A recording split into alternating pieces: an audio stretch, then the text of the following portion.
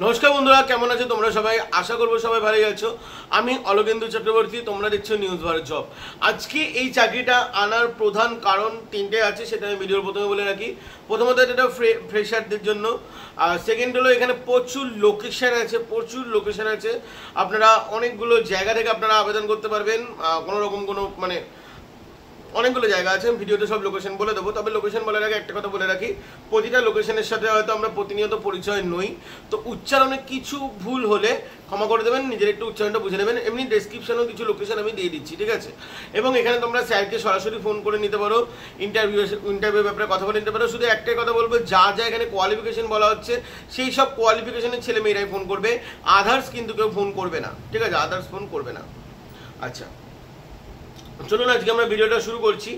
আচ্ছা, এখানে তোমাদেরকে বলে রাখি, আর এটা কিন্তু সরাসরি ডিরেক্ট পেরোল জব হয়ে থাকবে, মানে কোনো রকম তোমাদের ভেন্ডার পেরোল হবে না। হ্যাঁ, ইন্টারভিউটা ভেন্ডারের মাধ্যমেই হবে, বাট পেরোল কিন্তু তোমরা হবে ব্যাংকের পেরোল। আর এখানে ব্যাংকের সমস্ত রকম সুবিধা কিন্তু তোমরা এই চাকরির ক্ষেত্রে পেয়ে যাবে, ঠিক আছে? এবং ছেলে মেয়ে উভয় এই চাকরির জন্য আবেদন করতে পারো, কোনো রকম কোনো প্রবলেম নেই।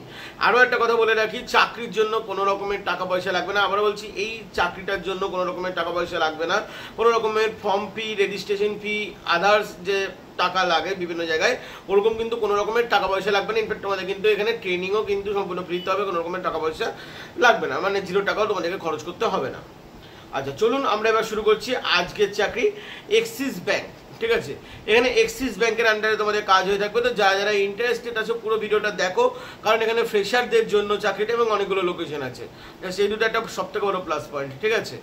তো এখানে তোমাদের এক্সিস ব্যাংকের চাকরি হবে এবং এক্সিস ব্যাংকের তোমাদের এখানে পেরোলে চাকরি হবে। শুধু এক্সিস ব্যাংকই নয়, আমাদের কাছে আরও একটা ব্যাংক এসছে, পিএনবি ব্যাংক, ঠিক আছে? অবভিয়াসলি গভর্নমেন্ট নয়, আন্ডার ওটা টোটালি মানে পিএনবির পেরোলও হবে না, ওটা ভেন্ডার পেরোল জব হয়ে থাকবে। ওটা আমরা আই থিঙ্ক আজকে বিকেলে দিয়ে দেবো। এবং তার সাথে তোমাদের কিন্তু আরও একটা চাকরি এসছে, Coca-Cola and Domino's all over West Bengal. দুর্গাপূজার আগে প্রতি বছরই আছে ডমিনোজ। তো ডমিনোজের ব্যাপারে আমরা কথা বলবো, সব আস্তে আস্তে কথা বলে নেবো তোমাদের সাথে। তো চলুন আমরা পুরো ভিডিওটা শুরু করছি। এখানে আপনাদের এক্সিস ব্যাংকে প্রথম বলে রাখি কোয়ালিফিকেশন কি লাগবে। এখানে প্রথমে লাগবে কোয়ালিফিকেশন গ্র্যাজুয়েশন পাস। আমি আবার বলছি গ্র্যাজুয়েশন পাস। এবার আই থিঙ্ক অনেকে বলবে যে তারা গ্র্যাজুয়েশন টেকনিক্যাল যে গ্র্যাজুয়েশনগুলো থাকে, যেমন বিটেক, বিএলএলবি, এইগুলো যেমন থাকে, তো এইখানকার ছেলেমেয়েরা কি এই চাকরি ক্ষেত্রে আবেদন করতে পারো? তাহলে বলবো যে না, আবেদন করো না, এখানে অনলি ফর গ্র্যাজুয়েশন পাসে আবেদন করতে পারো।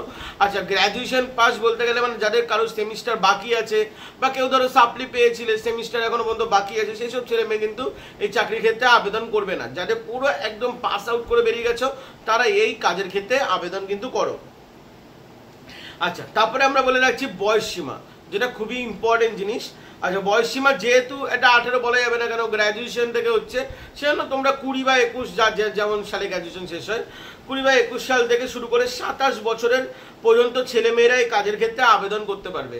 27-এর ঊর্ধ্বে হয়ে গেলে আপনারা এই কাজের ক্ষেত্রে আবেদন করতে পারবেন না। আপনারা হয়তো জানেন বিভিন্ন কোম্পানির এখন রুলস হয়ে গেছে যে ফ্রেশার ছেলেমেয়ে 27 পর্যন্ত নেওয়া হবে, 26 বা 27 পর্যন্ত নেওয়া হবে, আর এক্সপিরিয়েন্স ছেলেমেয়ে হলে 35 পর্যন্ত নেওয়া হয়, সেটা সব জায়গায়। বাট এখানে কিন্তু আপনারা এক্সপিরিয়েন্স হিসেবে আবেদন করতে পারবেন না। যদি আপনাদের এক্সপিরিয়েন্স থেকেও থাকে, আপনারা এখানে আবেদন করবেন না, এখানে ফ্রেশার হিসেবে আবেদন করুন, কারণ এই ভ্যাকান্সিটা শুধুমাত্র ফ্রেশারদের জন্যই আছে, ঠিক আছে? এক্সপিরিয়েন্সদের জন্য আমরা আনিনি। আরও একটা কথা হলো, এখানে তোমরা ফ্রেশার কিন্তু হতে হলে 27 বছরের মধ্যে হতে হবে। 27 বছরের ঊর্ধ্বেও যদি তুমি ফ্রেশার থাকো, কোনো কোম্পানিতে চাকরি পাওয়ার চাপ আছে, ঠিক আছে? আচ্ছা, তারপরে হলো লাস্ট, এখানে 32খানা গ্যাপ আছে, ঠিক আছে? 32খানা টোটাল গ্যাপ আছে, মানে 32খানা ভ্যাকান্সি আছে। আচ্ছা, তোমাদের এখানে স্যালারিটা নিয়ে একটু আলোচনা করে রাখি। স্যালারি হলো, আচ্ছা, এটা কিন্তু ফিল্ডের চাকরি, ঠিক আছে? বাট তোমরা যদি কেউ ভেবে থাকো যে ফিল্ডে ঘোরার জন্য ট্রাভেল অ্যালাউন্স বা ফিউল খরচা দেবে না, এখানে তোমাদের স্যালারিটা আমি বলছি। আচ্ছা, তোমাদের একটা হ্যান্ড ক্যাশ একটা স্যালারি বলছে, একটা সিটিসি স্যালারি বলছি। হ্যান্ড ক্যাশ মানে এটা পিএ পিএসআই কেটে কুটে দাঁড়ায়, সেটা একটা স্যালারি। আর সিটিসি মানে যেটা পিএ পিএসআই নিয়ে দাঁড়ায়, সেই একটা স্যালারি। তো এখানে তোমাদের স্যালারি আছে 15,800 টাকা, এটা হলো হ্যান্ড ক্যাশ স্যালারি। তার সাথে আলাদা করে পিএফ এবং ইএসআই আছে। এবং সিটিসি স্যালারি যদি ধরতে চাই, 17,800 টাকা, মানে 18,000 টাকা মতো তোমাদের সিটিসি স্যালারি, ওর মধ্যেই ইনক্লুড পিএফ পিএসআই থাকবে, ঠিক আছে? এটাই আমি থাম্বনেলে লিখেছি, তো মানে যদি কারোর মানে ক্লিয়ার না হয় সেটা আমি ডিটেলসে করে দিলাম। তো তোমাদের এখানে এবার চলে আসবো লোকেশন, ঠিক আছে, যেটা খুবই গুরুত্বপূর্ণ জিনিস।